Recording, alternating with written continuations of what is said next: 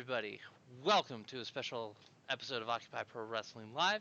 We are here to talk about our reactions and the results to a wild NXT Takeover on this, our Vengeance Day.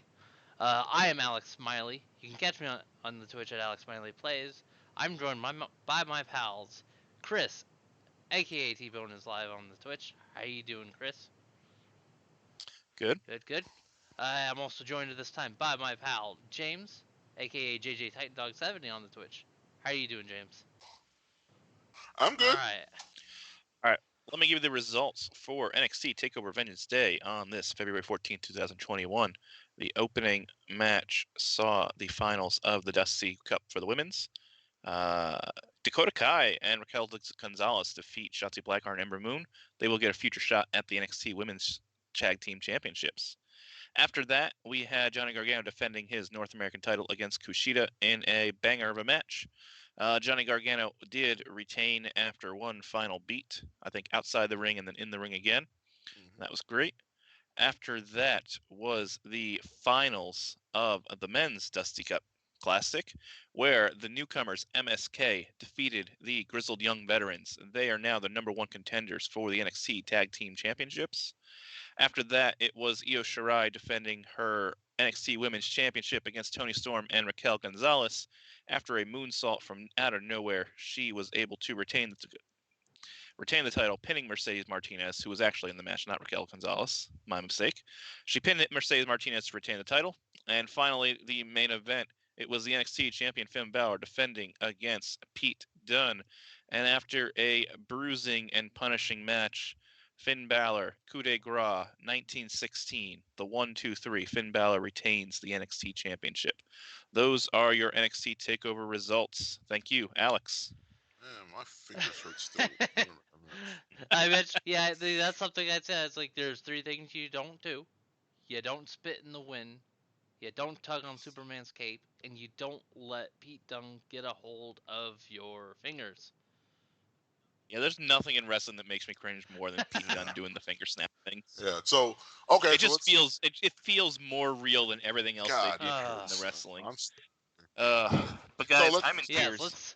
Yeah, great. I'm in tears. Do we not literal tears, but if I could develop like tears do we want to talk about that ending before we get anywhere else? I do want to talk about that. Well, let's we'll talk about that ending real quick.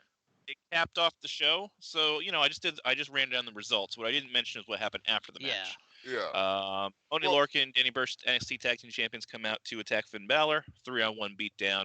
Undisputed Era come out, make the save, run off. Danny Burch, Oney Lorcan, and Pete Dunne. Kyle O'Reilly and Finn Balor shake some hands. They do the UA thing, and then a great thing happened. Adam Cole super kicked Finn Balor in the face. And that was excellent, and that was great, and I cheered for it. I said, yes. And then like 10 seconds later, Adam Cole super kicks Kyle O'Reilly. No. Oh, my God. And poor Roderick Strong. At that point. Roderick Strong. He's there like... I didn't want to see it, but it's the end. End of the era. Roderick Strong didn't know what to do. Adam Cole walked off. Man. Like, Bobby Fish is gone because he's injured. He's hurt. Yeah. Hold on. I want to break this down a little bit. I want to bring a little bit more sense into all this, because I had noticed some things in that post-match stuff that I would like to point out, maybe make a little bit more noteworthy here. So Cole super kicks Finn Balor, and like, frankly, considering what was going on prior to that, it's like we had this situation where we were kind of seeing the Undisputed Era trying to buddy up to Finn Balor, and I could actually kind of see Adam Cole's point in, hey, we don't need to be trying to hang out with this guy that's not like one of us, like he's not with us and feel. So that made sense. But here's the thing though. He could have told Kyle. He could have told Kyle about it.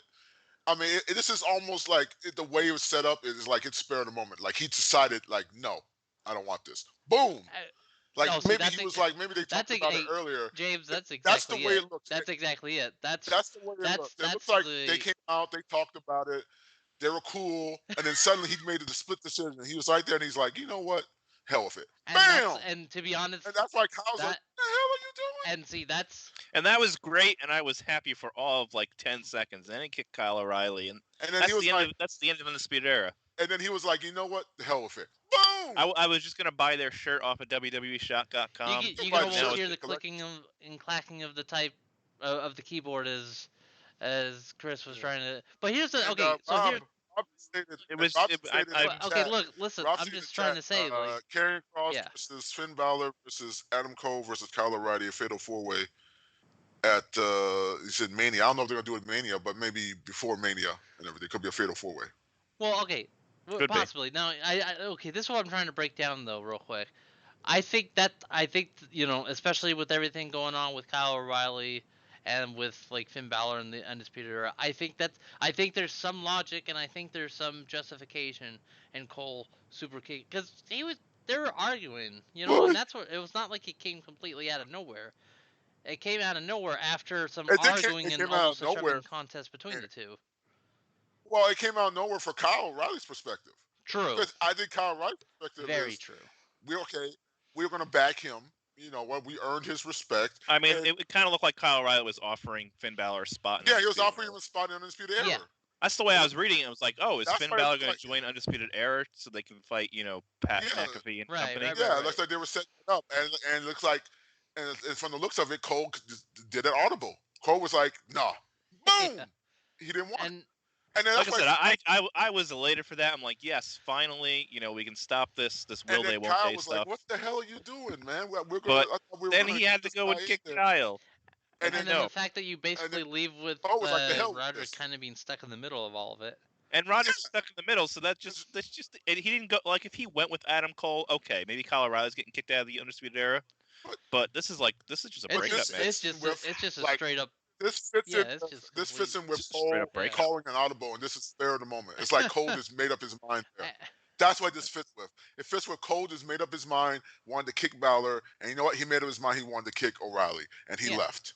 And that's why Roderick is kind of like, what's going on? Because this was not discussed between anybody. Oh, yeah, no, that's the feeling that I get.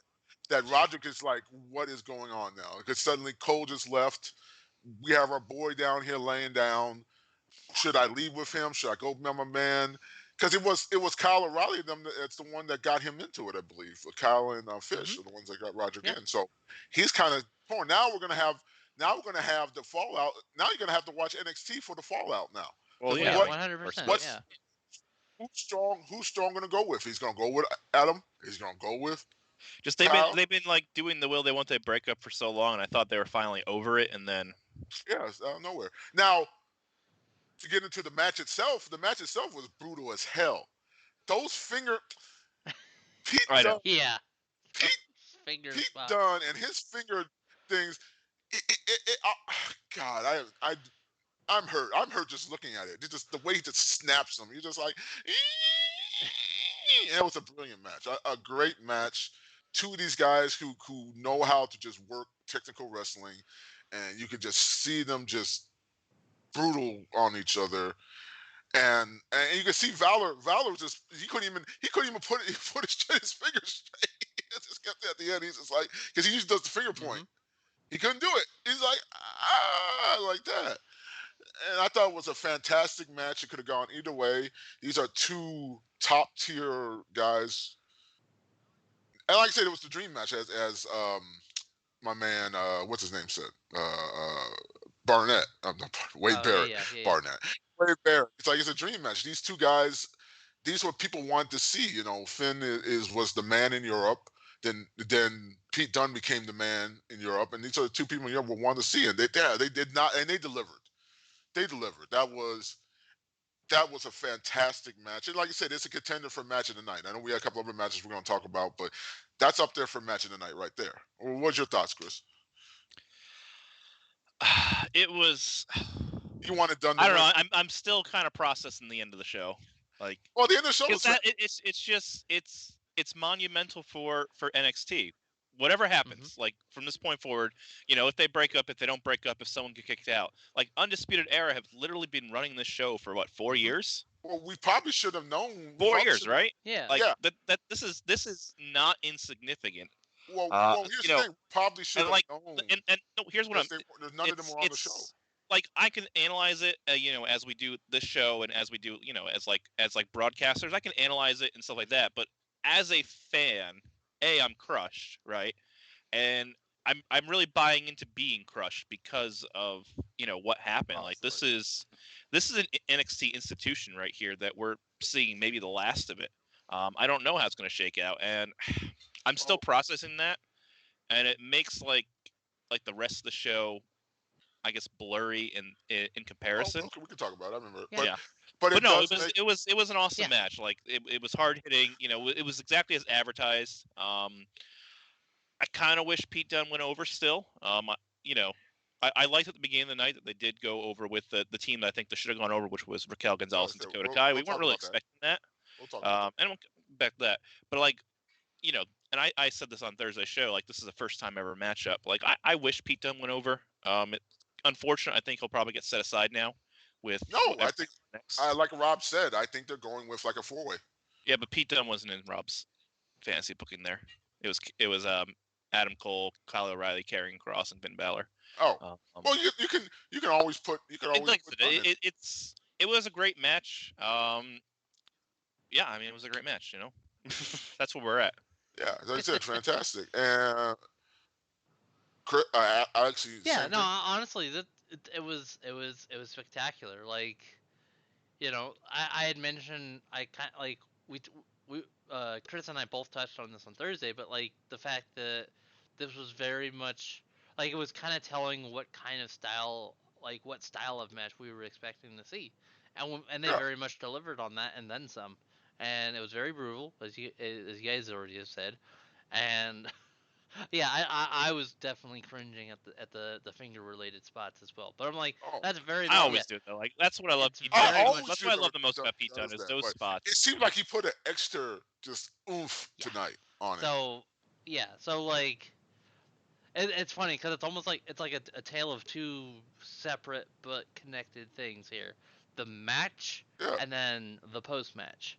Because you had the match and then you had all the stuff that happened between Undisputed Era, and it's just like it was just so nice. It was a great way to cap off the evening.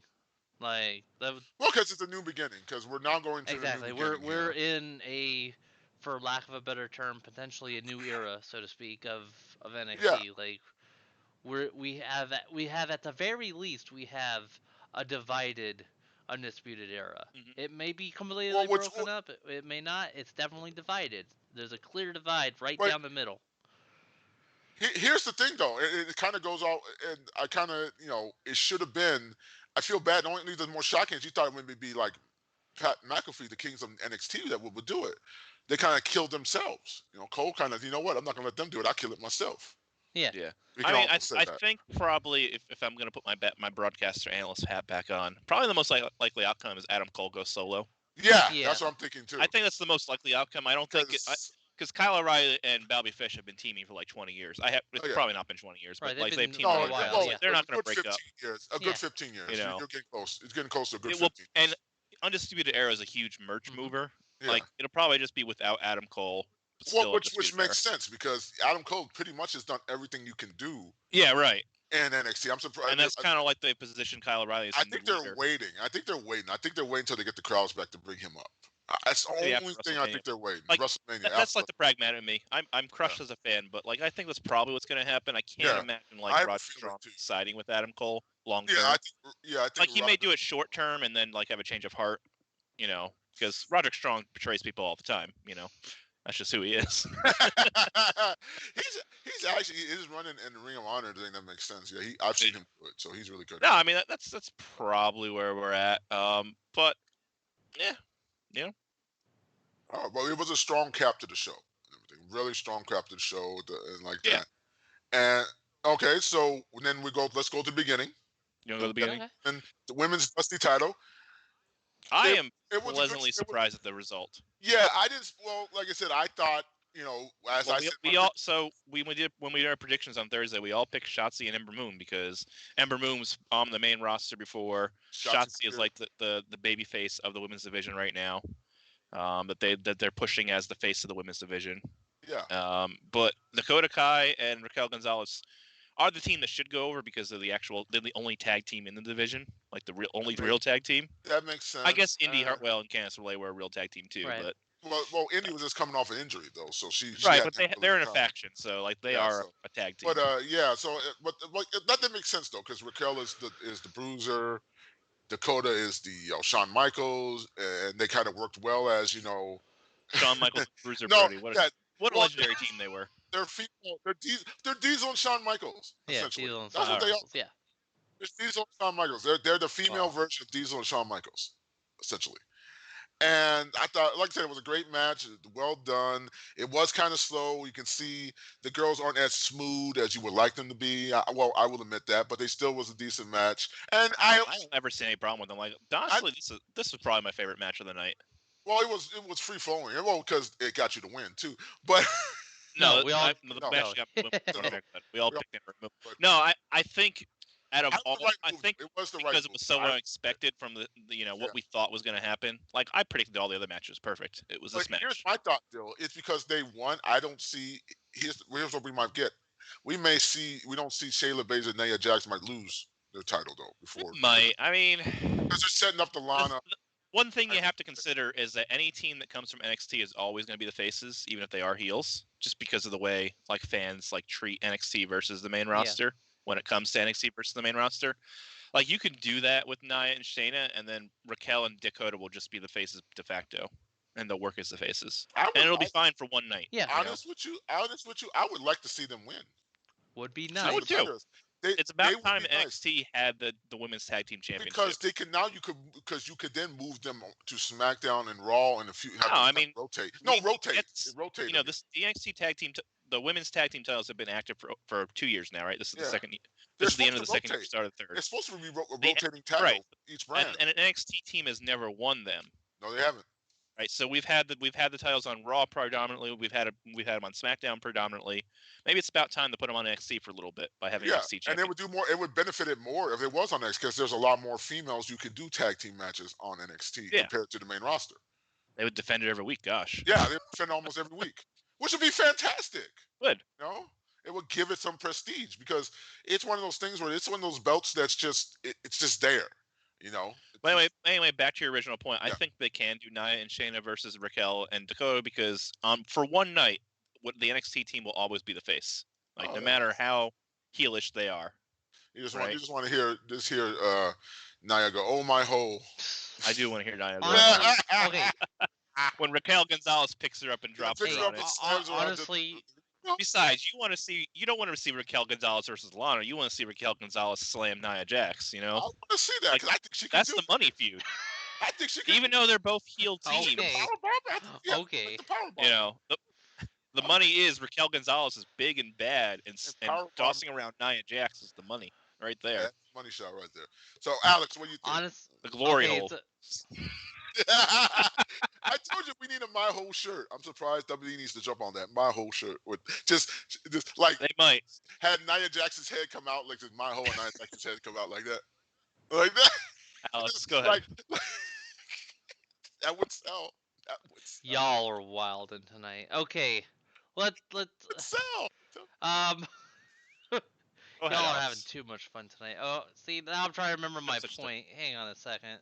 Okay, no, yeah. So first of all, I've mentioned before, and I will say it again.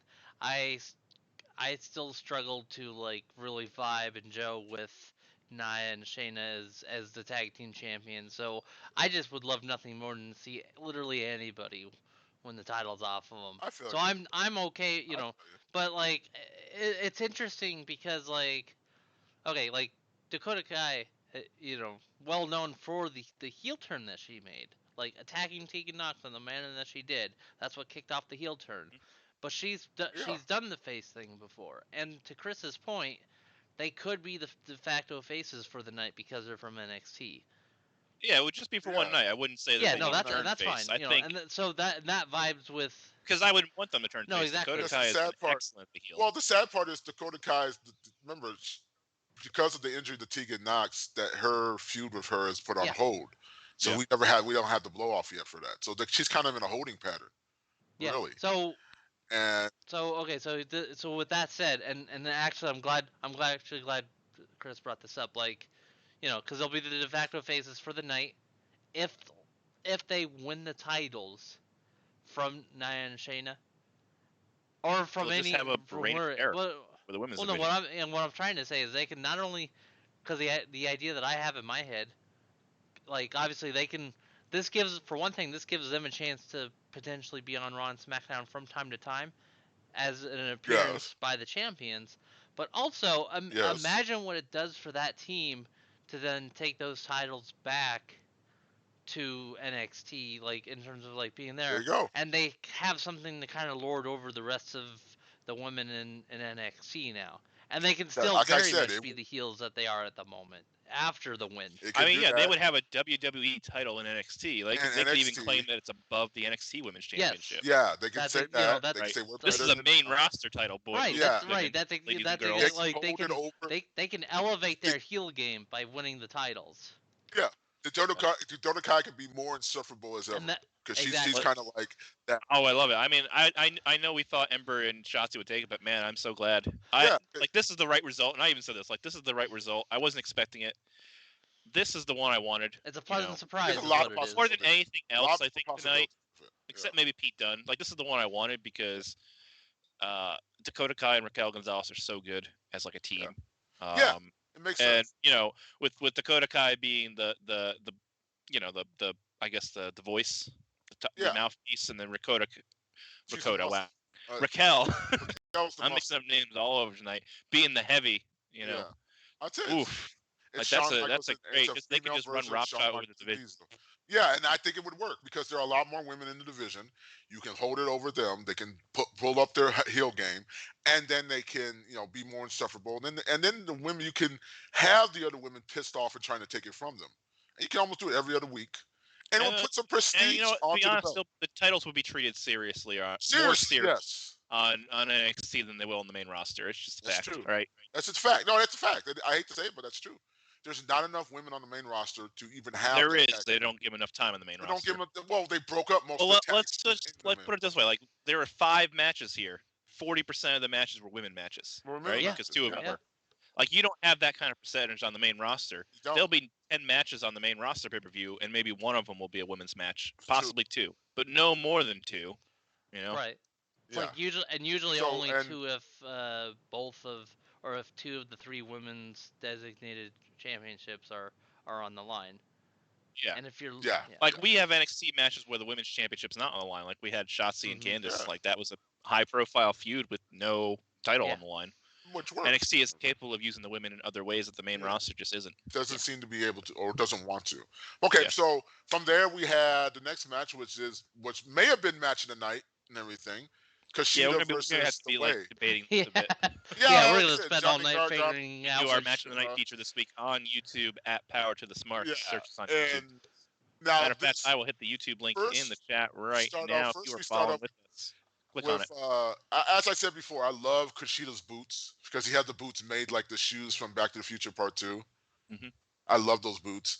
And then he had Dexter pretty much kidnap Austin Theory behind. For the betterment of everyone involved, as far as I'm concerned. Are we going to get a payoff for that next Wednesday? I think we're going to pay off for it Wednesday. Yeah, because he just basically and he's like, where'd he go? Where'd he go? Go look for him. Go find him. And then they never come back. That's great. And he never came back. So what? Did he get there? But I mean, and this is something I even pointed out on Thursday, like the fact that they telegraphed Johnny Gargano's next feud kind of telegraphed the outcome of this match. But it was, did not. It was a great match. No, I really loved it. Because it was, and I liked it because it was a palate cleanser. This was a totally different match than the women's match. Yeah, it was. This was all technical mat based. These guys were going at hold. They were trying to get both their holds down. They were going, doing a technical match, which you don't see. It's been a while since you've seen something like that. And that was good. It was a good change of pace where we just had this wild tag team match. Okay, We're gonna slow it down. We're gonna go technical. Oh, it was awesome. And I gotta say, I wasn't fantastic. much of a fan of Kushida before this, but Johnny Gargano just works miracles. I've always been a fan of Kushida. I know you guys have been a fan of him, but you know, I always present it from like what do they present to me on NXT and that's TV? Fair. Like they didn't present much for Kushida. Alex have known Kushida from New Japan, and we watched. But you guys have knew him from like you watch. And I've seen what he can do in New Japan because he can do high flyer. Because he was I don't doubt what people do champion there. But he's also a mat-based wrestler. When I was evaluating him, it's how he's presented in NXT, not because I know everyone who comes to NXT is super talented, but they're not always presented as such. Well, he never had. This is the first time he's ever. Right, we've talked about this with Mercedes Martinez last week, where she doesn't deserve where she is right now. Her character doesn't, even though that the wrestler, does. And it was kind of like a similar thing with Kushida for the longest time in NXT. He didn't really deserve. Had a chance to really open his character didn't deserve to be featured, but he does because he's talented. But then they kind of elevated his character over the last couple weeks, and now, like this was his coming out match, even though he didn't win. Well, James, this is where I'm gonna just I'm gonna jump in. I'm gonna cut in real quick because it's funny. It's funny what Chris mentioned about the fact that the feud between Gargano and Lumis kind of telegraphed potentially what the finish of this would be, but the way that they actually presented like the chain of events leading up to the finish had me wondering which way the match was actually gonna go, and I'm grateful for it. Like you both picked Kushida. No, I picked Gargano. Yeah. No, he picked Gargano. No, you did. I picked Kushida. I was the one. Both of you picked. Yeah. Oh, did he? I picked Kushida. I was I was the one that James over here. Went away. That's the one I was like, no, I was the one that broke away. No, but the thing is, like, as much as it did kind of telegraph it, like the actual like chain of events and like the wrestling and everything leading up to that finish brilliant. Made me wonder which way it was gonna go, because like you had freaking like. This is where I gotta remember, because there was like a couple spots throughout the night where I was like, okay, this is my spot of the night. Okay, no, this is my spot of the night. And one of those, if I'm trying to remember correctly, if I'm remembering this correctly, was the it was them going off the top rope and like hitting the Spanish slide into the armbar, which is so smooth. It looks so freaking. The other move that I really liked was the hammerlock. Northern Lights suplex. Oh yeah, that Northern Lights. Those were some fun. Oh, those were some really fun. God, that was. Right, and there was a point in the match where he had them where Kushida had Gargano in the hoverboard lock at the end, and then Gargano clawed to the ropes, and then Kushida rolled him back to the center of the mat. I was like, okay, well this match is over then, because that's what you do when you roll him back to the center. He taps out. Yeah, that was the moment where I was like, oh shoot, I think James is gonna win the point off of this because I think Kushida's gonna actually win this match. What the heck? And then but he was able to like kick himself over to the ropes again and get the break, and then one final beat. One where he did the other hoverboard lock, where he walked him to the ropes, put his neck under the rope, and then slammed it real quick. Yeah. Well, that was earlier in the match. Yeah, no, he had multiple ways of putting. I know he had the Kimura hoverboard lock in thing multiple times. I'm talking about the end where he had him. Yeah. Oh yeah. Gargano reached out for the ropes, and then Kushida just kind of rolled him back to the center of the ring, and that's usually the indication that someone's about to lose the tap out. That's what That's exactly what I mean. That's what I mean. Like that. Because eventually they got back to the ropes, and then Johnny Gargano did like what did he do? The eye rake. He did the eye. One final beat to the outside. Rolled him back in. One final beat again. So I guess two final beats, really. Yes, two final beats. But no, because I did like the one spot too where he was outside, and then Kushida like vanishes for a moment, and you're like, what the hell? And then suddenly Kushida's like, yeah, and then runs like 10, 20 feet, and then kicks him in the arm. It was just like, oh damn, that was a horror monster move right there. I was like, but yeah. Actually, there was one spot where he had his arm like under the in the middle rope, and just it looked really bad the way that Johnny Gargano has like shoulder cranked in it. Yeah. Oh god, yeah. It reminds me of a spot that they did that Finn Balor did to Pete Dunne, where he put his leg in the rope and then just on the knee, cranking down, pulling up. There was a lot of working of the limbs on this show. That's for sure. Oh yeah, it was. I mean, that's what they do best in NXT, like the selling and. And like I said, and the reason why this match was so good, like I said, Johnny knows how to work, and these two seem to have great chemistry. It was just they just seem to work well. Johnny is really the MVP of and then Leon Ruff. Look how he elevated him. Yeah, and then he didn't look like I said because she didn't come off looking bad. This was a breakout performance. He did not look bad performance. Like even in a loss, like this is okay. Kushida's pretty awesome. Let's see what he does next. Unfortunately, it's a bit of a log jam right now in terms of like what people do. maybe he can feud with this LA Knight character. I have no idea who this person is. This is the man formerly known as Eli Drake, who was in NXT prior. Like, he was in NXT as... Oh, I thought LA Knight was just some random, indie guy. I don't know how far back you've seen NXT, but, like, I want to say almost early on in the NXT years, there was characters... No, because, LA Knight really sounds like an indie name, not a WWE name. LA Knight... I saw a tweet that was like, what is this? Is that the name of the indoor rugby league team? Like a soccer. No, when he said he was LA Knight, I'm like, okay, this is like some California independent. That's why it took me. That's why it took me a second. I didn't realize that was. That's Eli Drake. Yeah, he said LA Knight. I was like, I had to realize that's Eli Drake. Eli Drake. I was just like, I didn't realize it was Eli Drake because Eli Drake had like a longer beard in it. Oh yeah. He had like the. Well, and this guy's like almost. He's not like clean shaved, but he's down there. Yeah. Check. You want to see Eli Drake? Check the. Remember, the NWA has their show on YouTube. He was on the first show of their show on YouTube. You can watch him using that. So I know who Eli Drake is. I just didn't realize that's who that was. Yeah, me. I did the same I literally thought LA Knight was just some random like indie kid from California. Hey, okay.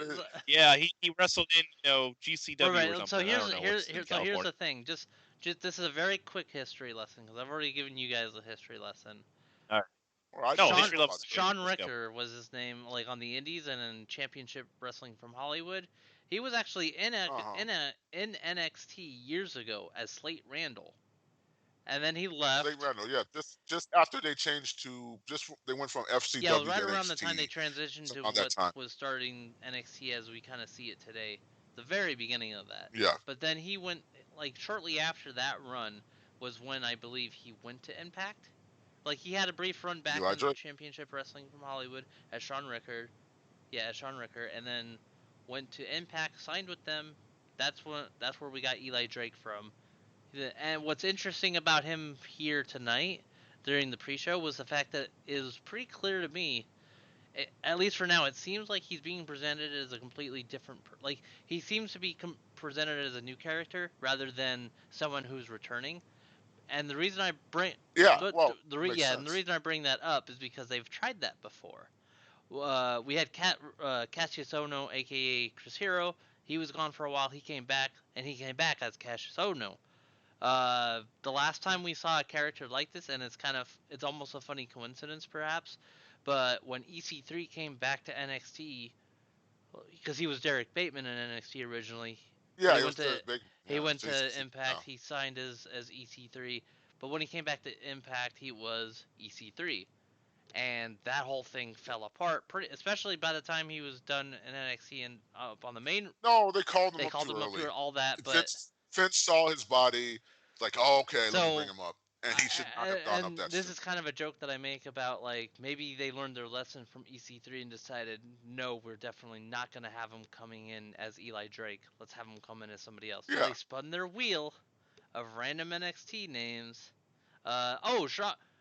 This guy. I mean, I kind of like LA Knight. I like the LA Knight because he's Hollywood. He's basically looks like he's doing. Remember, he's doing old school rock. True. He's gonna be. Apparently, he's from Maryland too. So this is great. Yeah. So he's gonna be. So he's gonna be. Ripping on everybody. He's gonna be. I mean, he's billed now from Los Angeles. He's also he's a really good promo guy, and he's got some good work on his resume.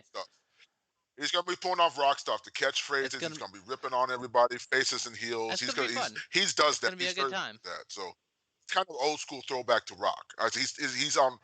He may not be top level rock yet, but he was right there when it comes to promo work. It's gonna be a fun time. And that's how he was in Impact. He was at Impact when they were TNA and everything. He was really good at the promo stuff.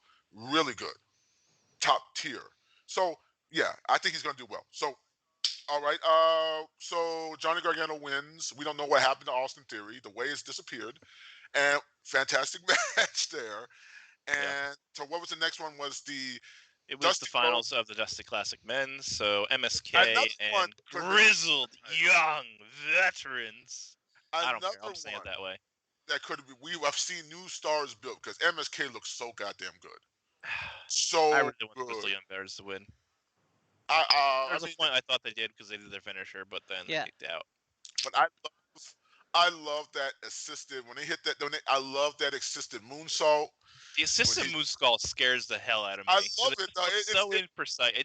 I do like it, but it scares the hell out of me every time I do it because like there's like he's gonna do a moonsault. Okay, it's already you have to have so much body. Pushes him in the air. So what if and then you're adding a push in the middle of the body control. Like the one they did on Thursday was absolutely insane. I think it was this one was outside the ring. I think it was. Yeah, this one was insane because he had to jump.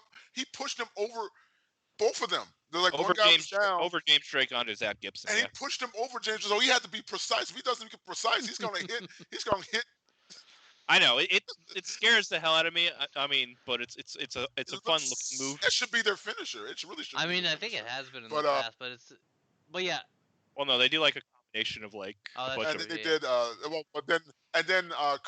Lee does that flip over the turnbuckle. The only person I've ever seen do something as good as that has been Ricochet. The man can fly. Yeah. So here's the thing, though. We can talk about that assisted moonsault all we want, but the spot that I want to talk about, because I was all over it in the Discord chat, was the freaking Doomsday Device looking move off of a plancha. Oh yeah. Like dude dived through the ropes to do a Doomsday Device on the guy, like I think onto a table. Or at least by the table. It was by the table at least. No, but by the table. Yeah, no, it's just like just if you're an old, especially for you old school wrestling fans, picture a Doomsday Device. Now put that outside the ring, and instead of the guy coming off the top rope, he's diving through the ropes to do it. That was insane. That was my move of the night. If I wanted to like slap a label on something like that. What a match! I will. The other thing that I want to say, again, another thing I was popping off about on Discord was how much I enjoyed the Grizzled Young's veterans here as a foil to MSK. I think especially in the quick pre-match promo that was cut right before, I think that this is the kind of feud that we could see happening well beyond, like at least for the next couple months. Like because you think about it, the way that the Grizzled young veterans are presented, and then the way the MSK are presented. That's a perfect feud right there, as far as I'm concerned. Yeah, I'm gonna tell you, we just saw was two new stars born, and I am so happy that they got these guys. They saw potential in them, and they strapped the rocket to them. And this is what the Dusty Classic. I mean, they're so young too, so you might as well strap the racket now. Yeah, and this is what you're supposed to do for a team that's exciting as hell. I mean, they're it's hard to explain some of the stuff they were doing. Yeah, and I mean it's crazy. I need they more, worked so well together too. I like how smooth they were. They were very freaking smooth, and it probably depends on who. I mean, they had 3 great matches before this, and with 2 different teams. It wasn't just, and it tells you how good the Grizzled Young veterans are. I'm not saying nothing against. I like the Grizzled Young veterans, and they're probably just as good too. So it's. I think it's the right move, but like I said, I hate that these guys went to the finals twice and they didn't get it, and it's just like, oh, that hurts. That kind of hurts, but God, another potential match tonight. To some of the stuff that, and then it was a heart attack blockbuster. Yeah. So yeah, it was a wild match, and I think while we're still on the topic of the debate on what should be match of the night, I think that was going to be at least close to it for me. Like that's how pretty much every I would say, and this is also this is a way to kind of segue into the last match to cover, but I think practically every match on this card is the contender for the match of the night. That's how strong this card was. It's Takeover. Takeover has always been very strong when it comes to their matches. It's always well, yeah. Been, I mean, it's easy to say that, but then it's another thing to actually see it in play, like we did tonight. Yeah, I've seen it. Takeover has pretty much batted 1,000 when it comes to their shows. There could you could say 1 or 2 might have not been great, but even the low level usually takeovers were still good. So, but then that does segue to the triple threat, which was Io Shirai, Toni Storm, and Mercedes Martinez for the title, and like we said, Io won. Yeah. Which I thought she was going to win because I was thinking it's just not the right time. I think they're going to do more until they get closer to Mania before they think about taking off Io. That's just my thought and everything like that. And but then again, I don't know who they're going to go with. They might. It still looks like they're pushing toward Toni Storm. I think they'll probably do Toni Storm because Toni, like you said, Toni didn't take the pin here. She's still, she can still say, "Hey, yo, what? You didn't beat me. You beat Mercedes Martinez. You didn't beat me for that." So, but then Io with that crazy jump from how far? It's about 20 feet. I think they said 20 feet too. Yeah. What is wrong with her, man? I mean, she does not care. Everything. You have a high enough thing for her to jump off of, and people there to land on. She'll do it. So but I think the way they're going with Io is probably going to end up on the main roster soon. She's pretty much cleaned out the division. She's beaten everybody that you could beat in the division. I think it's time to move her up. I just wonder what they're going to do now because Raquel Gonzalez has now had the tag title in her sights. I mean, she's already beaten Toni Storm twice. Yeah. See, Toni takes it one last match. Okay. Maybe. Yeah, Toni has one last. Toni says, "I want one more match." We'll get someone like Kaylee Ray coming over from the UK. Because here's the thing. This was something that was on my mind as the match was getting ready to start. Would they bring Pepper Nevin back over? Pepper Nevin come over. Pepper Nevin, Jenny. Well, Kaylee Ray has the NXT Women's title, so that makes sense. The UK title. I think they might have Himi Sakuda go after that because she's over there now. Remember, basically the final boss. It's over in NXT UK now. No, okay. So here's something I was thinking about as the match was getting ready to start. Io has kind of taken almost the same exact route as Asuka at this point, where Asuka ended up just beating everybody in the division, and the only thing that actually ended her title reign was, I want to say, being called up. Injury. Or was it the injury? No, injury. It was the injury. It was the injury because she was supposed to lose it to Amber Moon. That was the original. What it was, yeah. Amber was supposed to break the streak before she left, and because of the injury, they kept the streak going. Yeah, because she got injured and had to vacate the title, and I think by the time she recovered from injury, she got called up. They just brought her up. Yeah. Just brought her up. It's like, no, just bring her up. So they kept the streak going. So because it was originally supposed to be Amber Moon was supposed to be the one to break the streak. She was going to be the one to find on Asuka's last match out. That's the concern that I have. Maybe not the injury part of it, but literally like she's beaten just about everyone in the women's division in NXT, and I'm just worried that like they're gonna completely run out of things to do, short of actually having her lose to somebody because. They're going to have her lose to somebody. It's going to be the point where she's going to lose probably either another three-way match or they have a one-on-one. Toni Storm's going to do one final match. I want one match with you one more time, then pull it off or something like that to beat her. And then we'll see her show up on like after WrestleMania, so the Raw after WrestleMania or SmackDown after WrestleMania or something like that. Maybe the team with Asuka. Maybe Asuka's new partner because Asuka probably had the thing with Charlotte. Then suddenly she brings someone else out and Io Shirai comes out for Asuka. And then they're hugging and everything like that. So I can see that. I mean, that's my one concern about it. But I mean, that doesn't take that thought process of trying to figure that out doesn't take away. That doesn't take away from how good the match was, though. I think that's absolutely great match. I guess I'm a little less than keen on the result only because of my concern about how much further they can carry this whole, Io being the champ.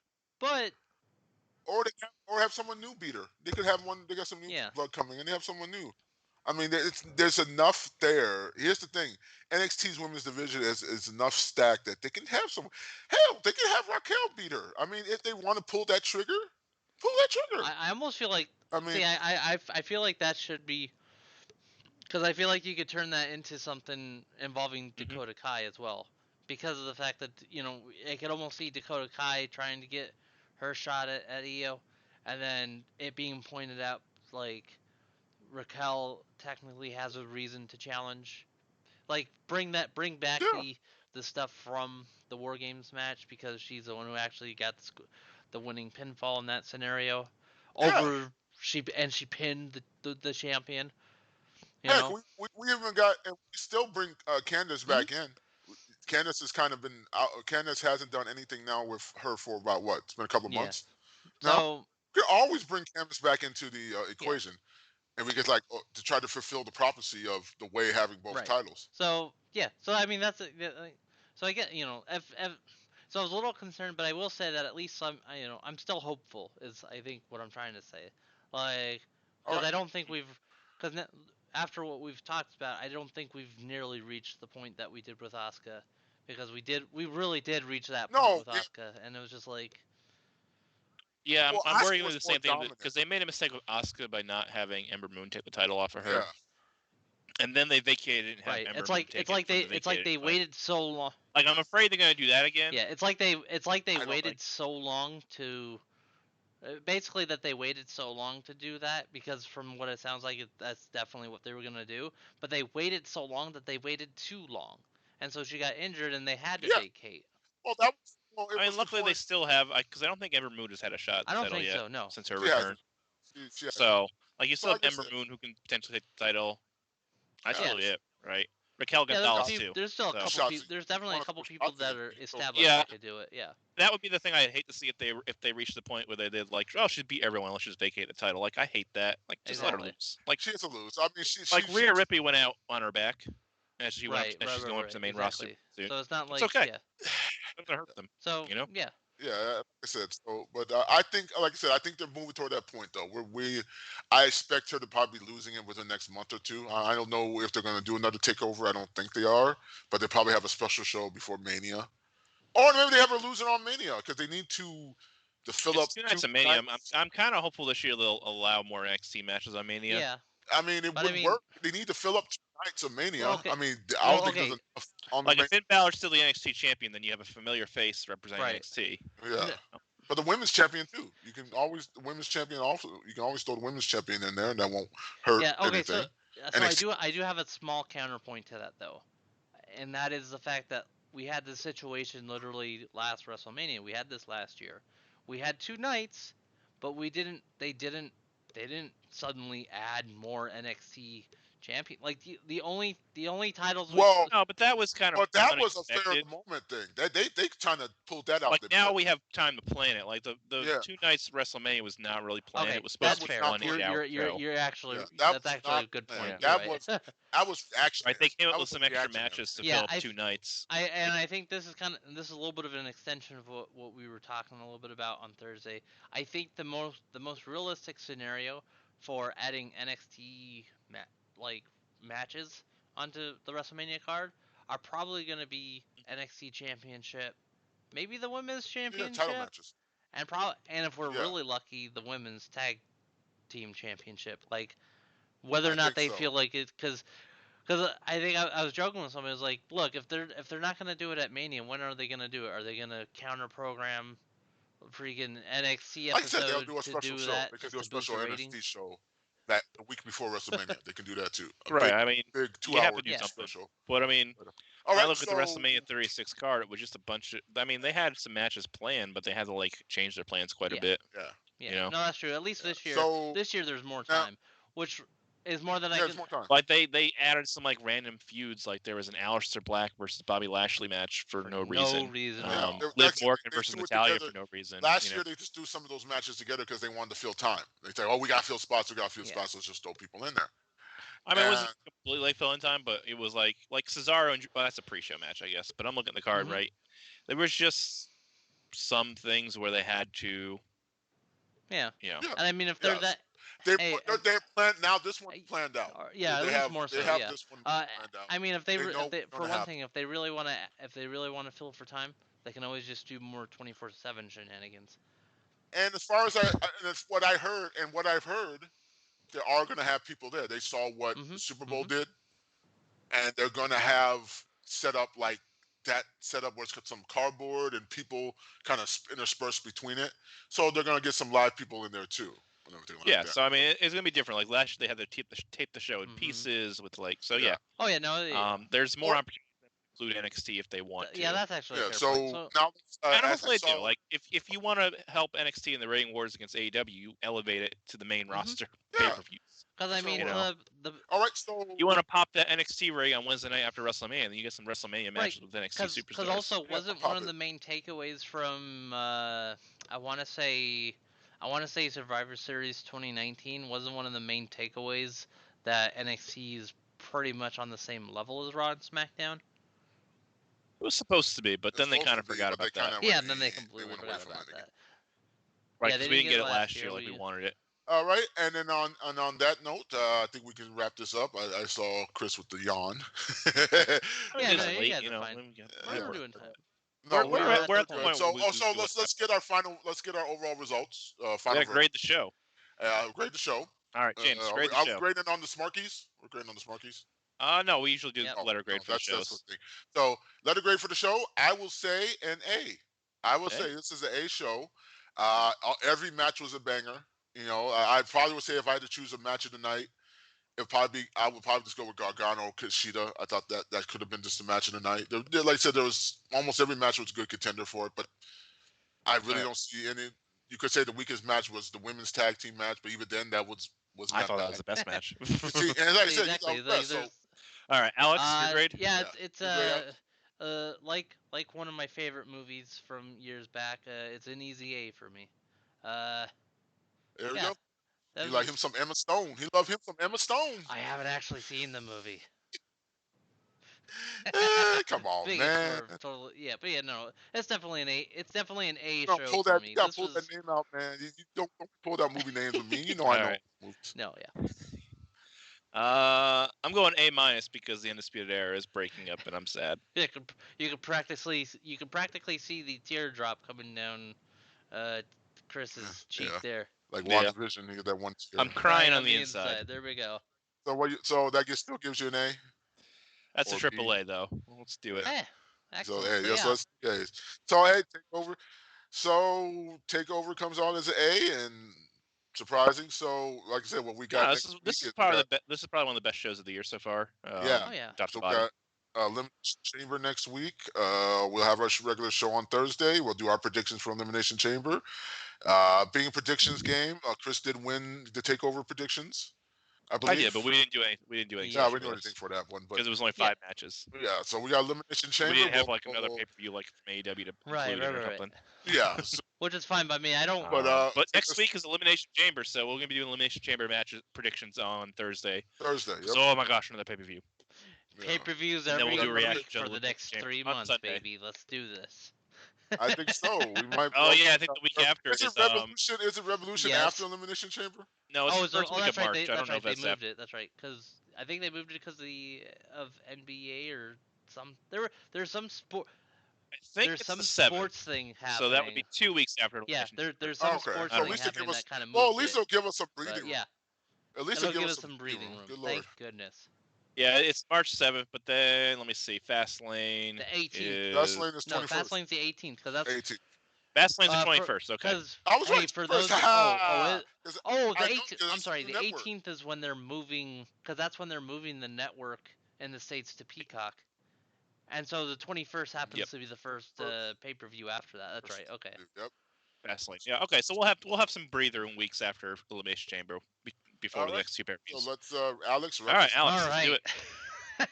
I think we've covered most of the outro at this point, but yeah, until Thursday, when we discuss the interesting road to the Elimination Chamber and everything else going on as we find out the fallout of Undisputed Era. The fallout of the Undisputed Era and other things that might make Chris cry.